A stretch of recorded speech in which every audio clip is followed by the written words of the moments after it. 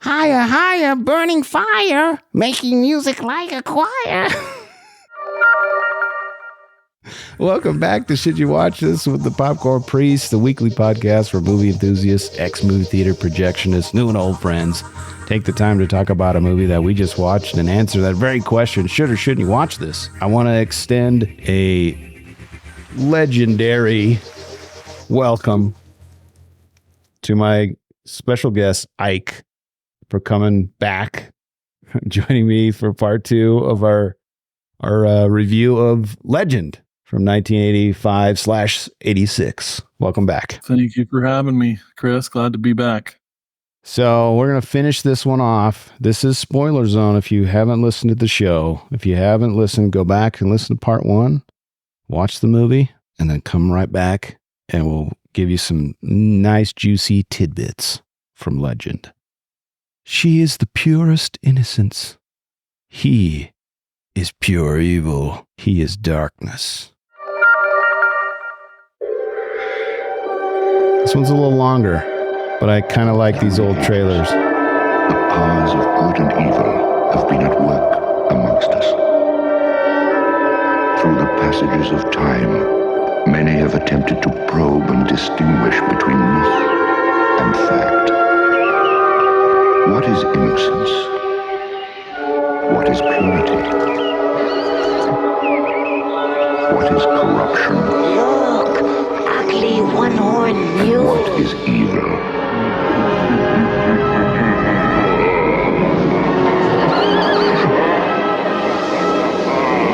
We still search for the answer.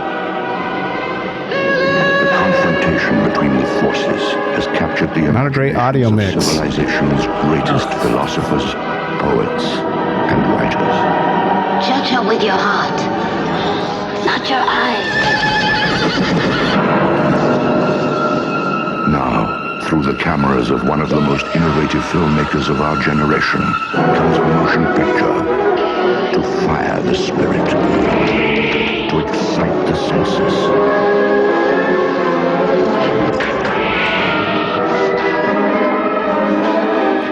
To captivate the eye.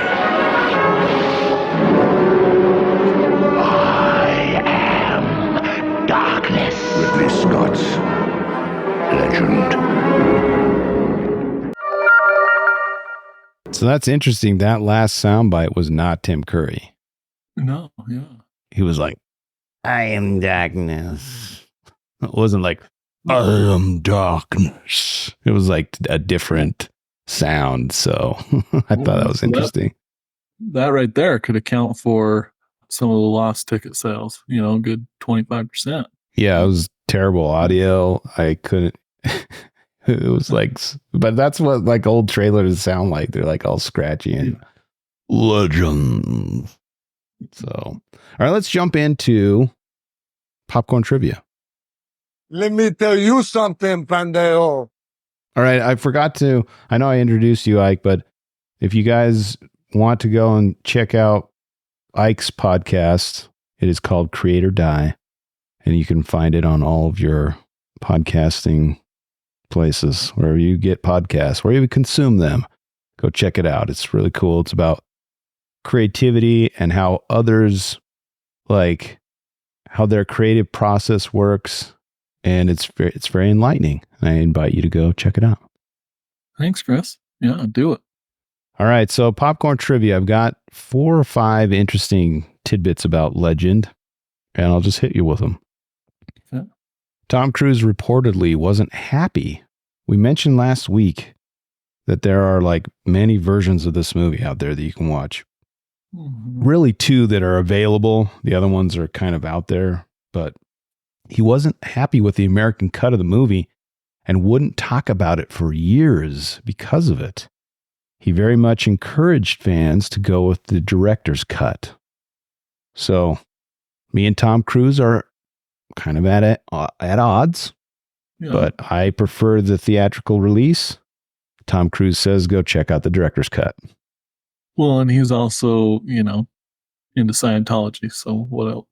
Yeah. You're not going to be on the same page with everything. Yeah. What did you see, Ike? Which version did you see?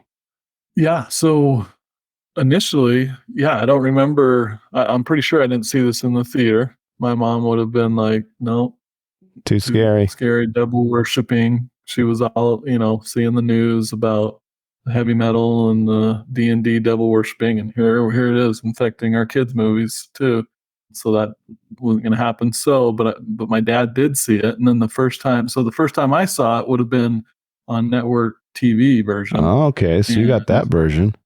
Yeah. And so my dad, I remember him sitting on the couch watching it. And I'm like, well, what is this?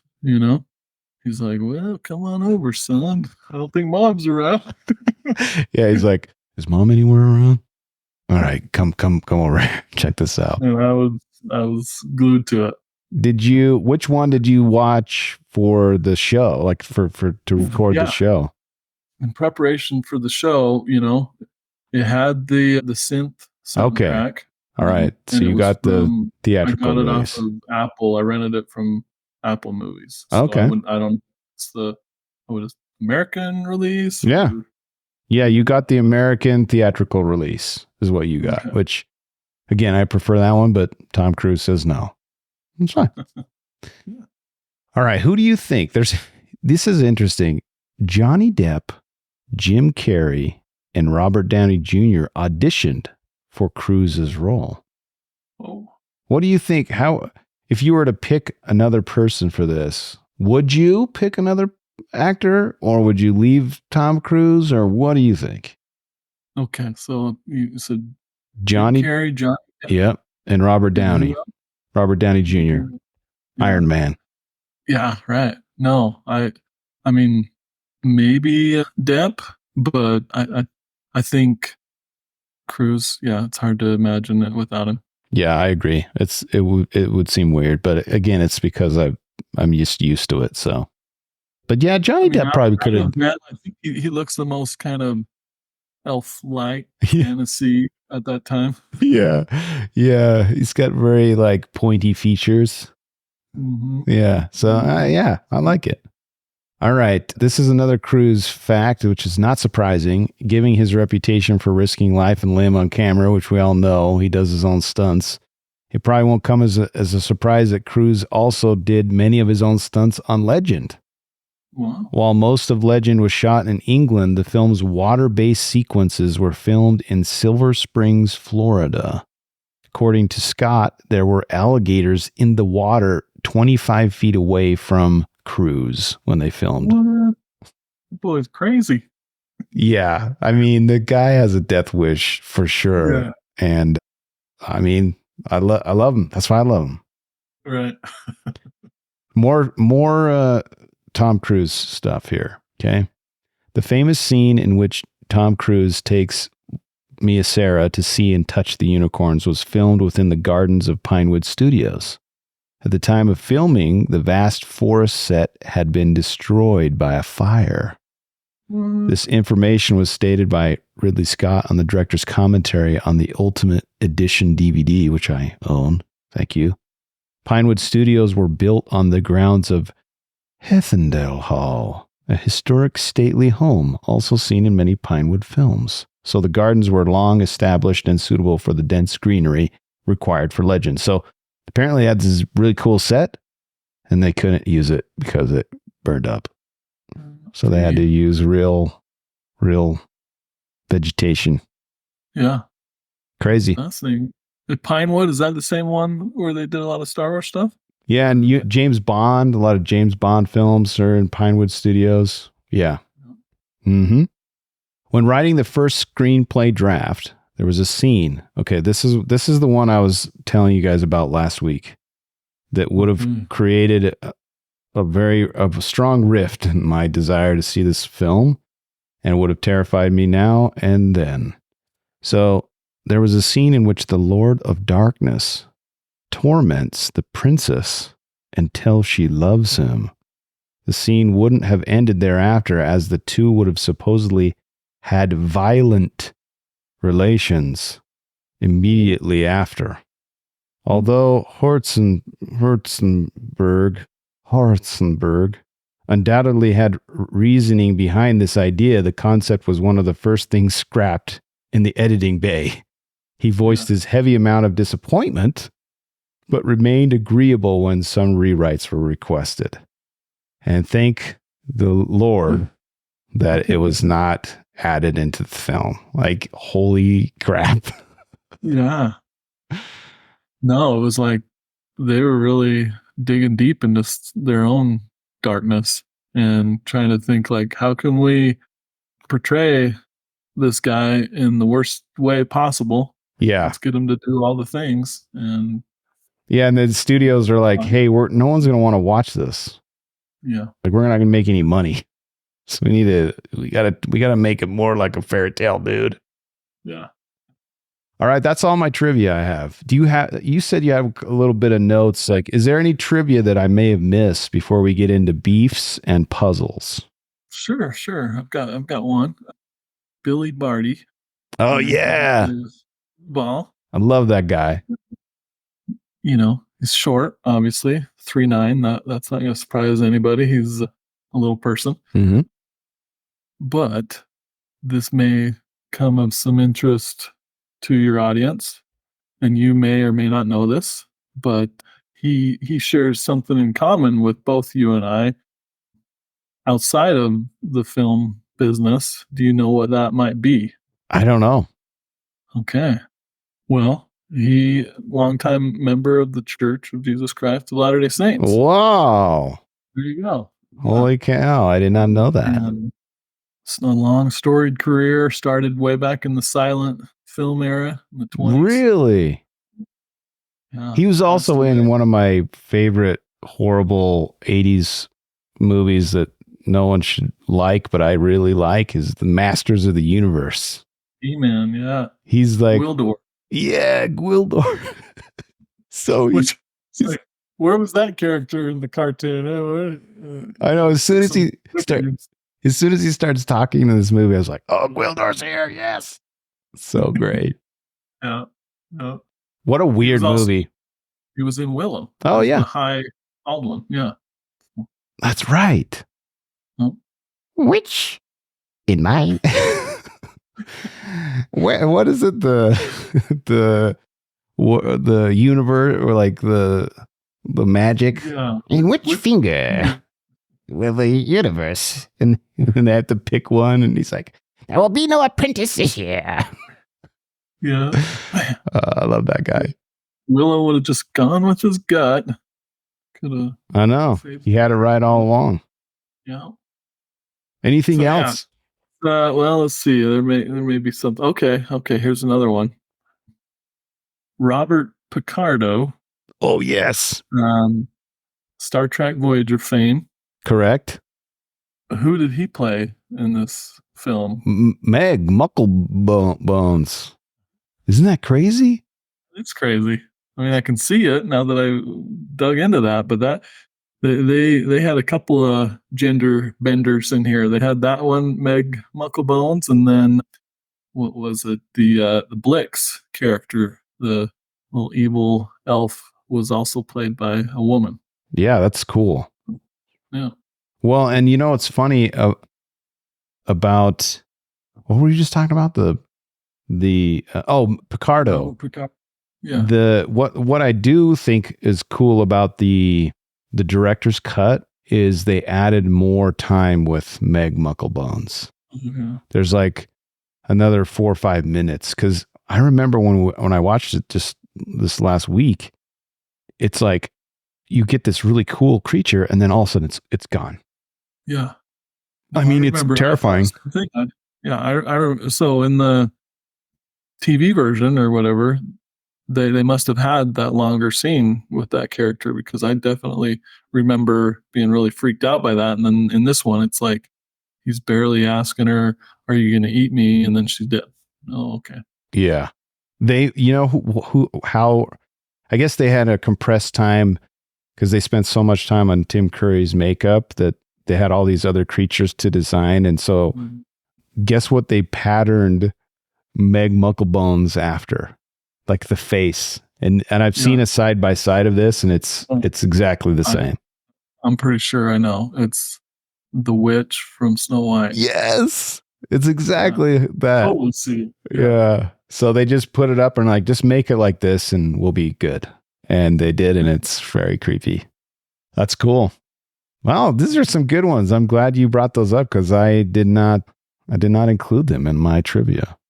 Cool. I contributed. All right, let's get in. Are you ready for beefs? Let's do it. Yeah. All right. Got a couple. All right, here's beefs. Where's the beef? Hey, where's the beef? All right, I got a couple beefs. Filming was interrupted twice. Firstly, by the studio burning, which we mentioned earlier, and by the death of Tom Cruise's father. Cruise was naturally given compassionate leave and allowed to return home for the funeral. The actor has admitted to having a difficult relationship with his father, once describing him as a bully and a coward. So my beef is that they had the fire is a beef, the death is a beef, Tom Cruise's kind of an a-hole dad was a beef. So, and there's some delays. So that's a beef. The universe didn't want this film to get made. No, 15 rewrites, all the other things that happened to it. Like maybe it was cursed. Yeah.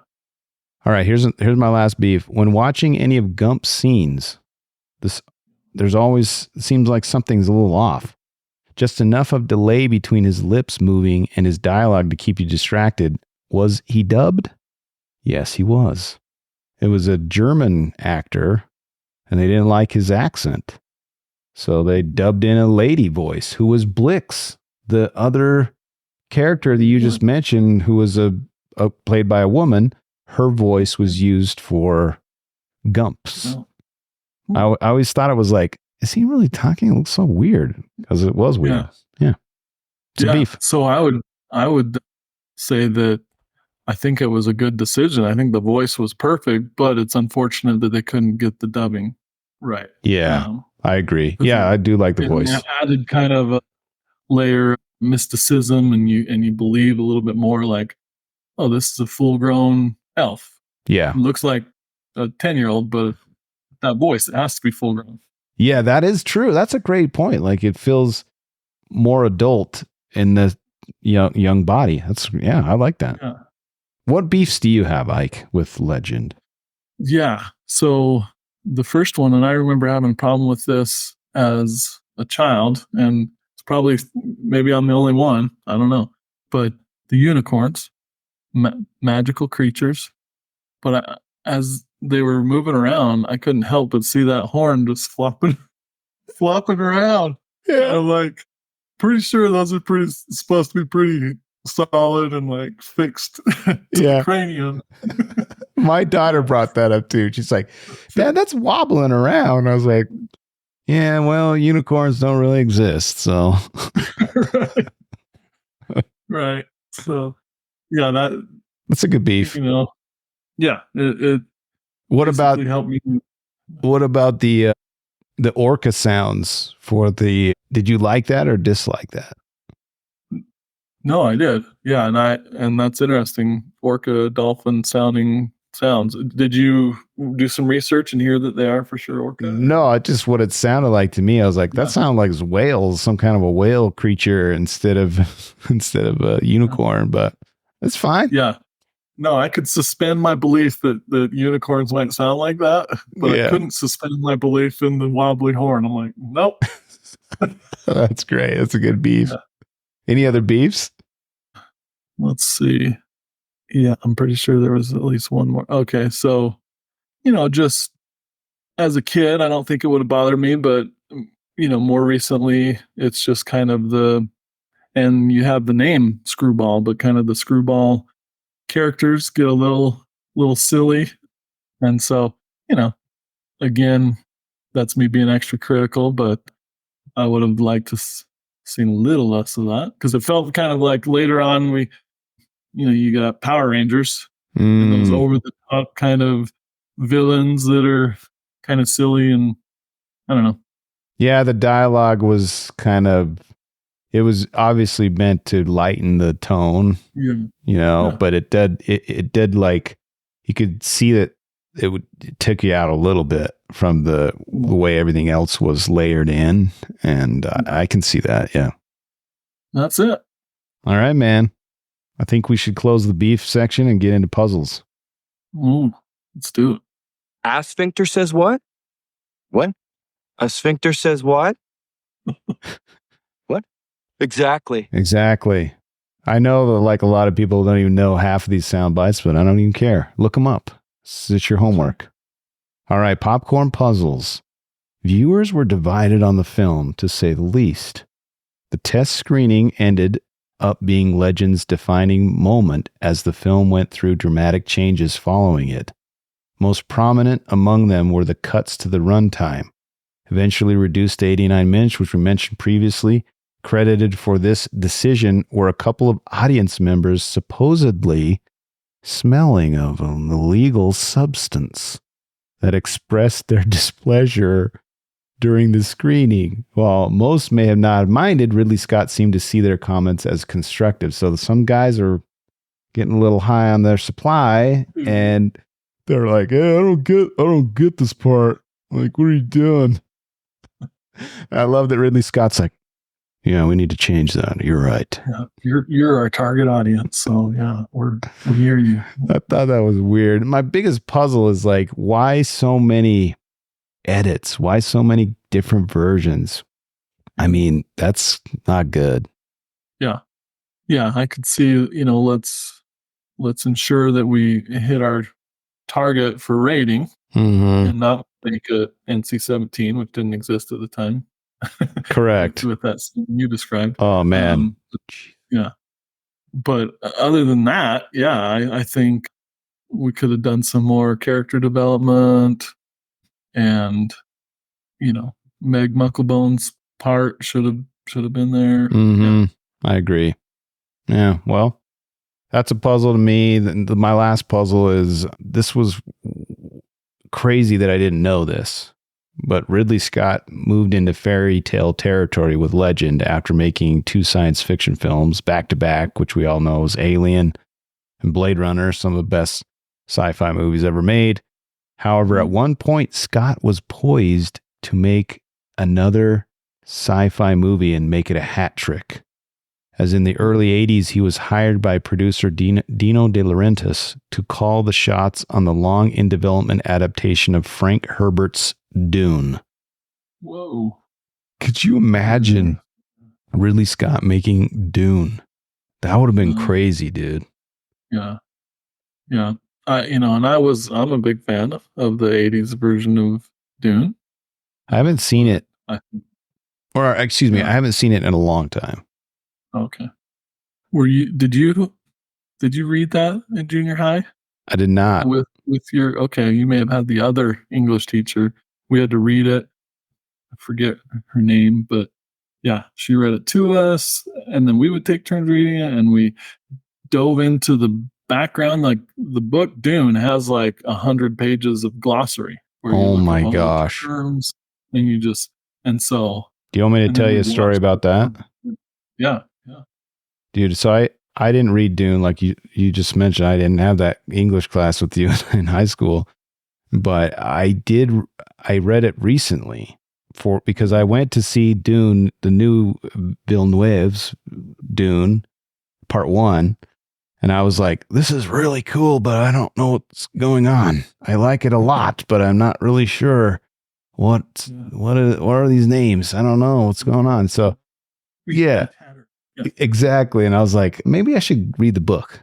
And so I started reading it, and I was like, oh man, there's like a huge chunk of glossary stuff. This is probably going to be very helpful if I read this first. Boy, was I wrong. That was like the most boring. I mean, there's a little bit of cool stuff in there, but with a guy who has never exposed to this universe other than the movie, I was like I fell asleep like 30 times. And I almost gave up on Dune. I was like, if the book is like this, I'm going to hate it. And then I finally finished it, and I started reading the actual book. And I was like, Yeah. oh yeah, this is pretty good. I like this. Yeah. So don't Yeah. read the No, glossary I would- first.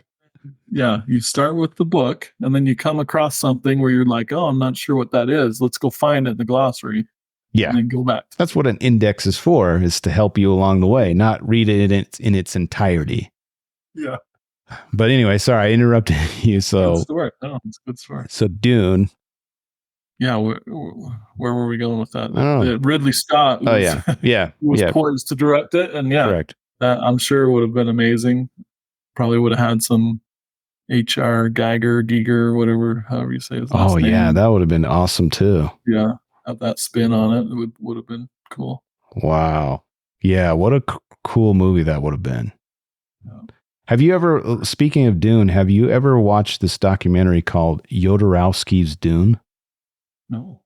I would recommend to everyone listening in the earshot of my voice to go watch Jodorowsky's Dune. It's a documentary, and I would say probably the top 2 documentaries I've ever watched in my whole life. This, Where do we go finding this thing?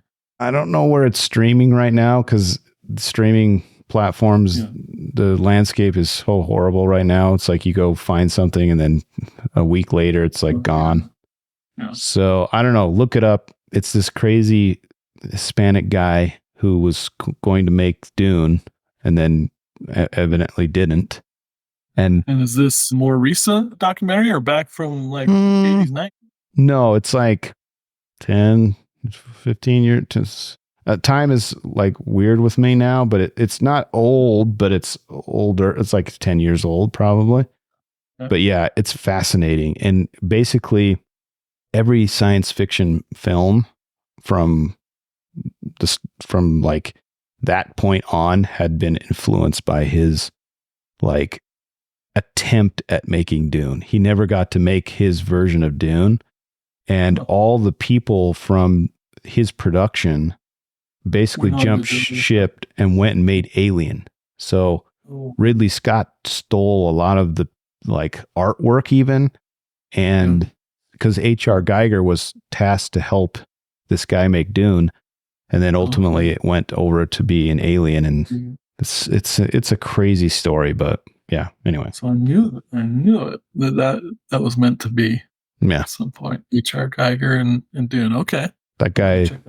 Yeah, H.R. Geiger's crazy. And this here's the penis. Over here is the vagina.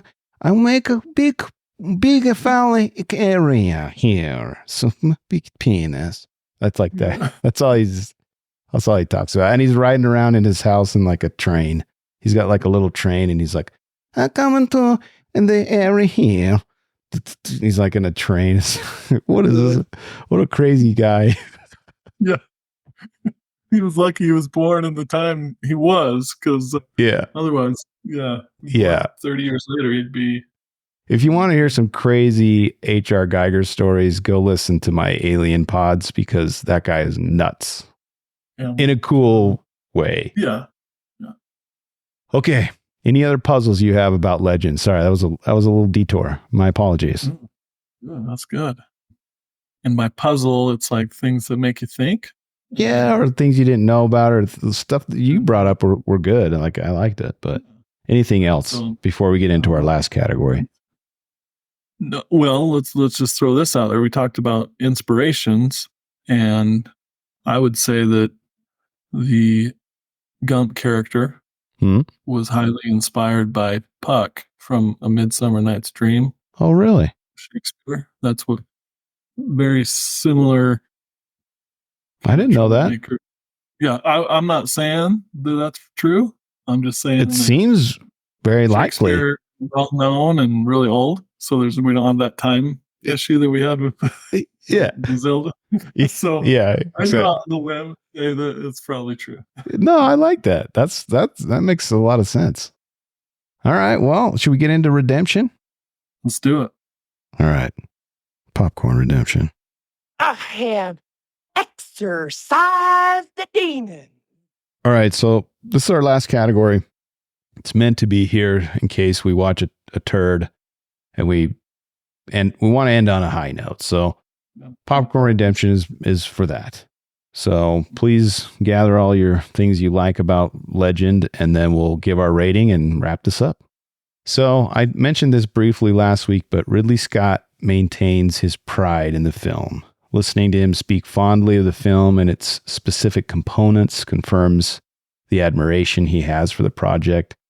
And I really like that. I like that, you and I are both creatives.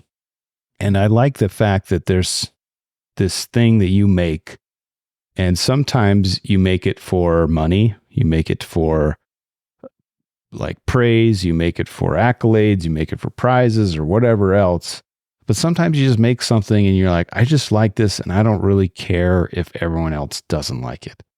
And that's really like, it just makes me feel good that like sometimes when I'm creating something, I'm like, oh, this is terrible. I hate doing this. But I want to buy groceries this month. And, it's like, so I like that. I like that he's like, hey, I like this and I don't care if you don't. Yeah. No, that is admirable to stand behind your work. And I think I would be proud of this if I had a part in making it for sure. And so this is definitely one of those shows where I don't think the redemption category is necessary like it would be with some, where you're just like, we've been ragging on this thing for 2 episodes now and we've got to find something.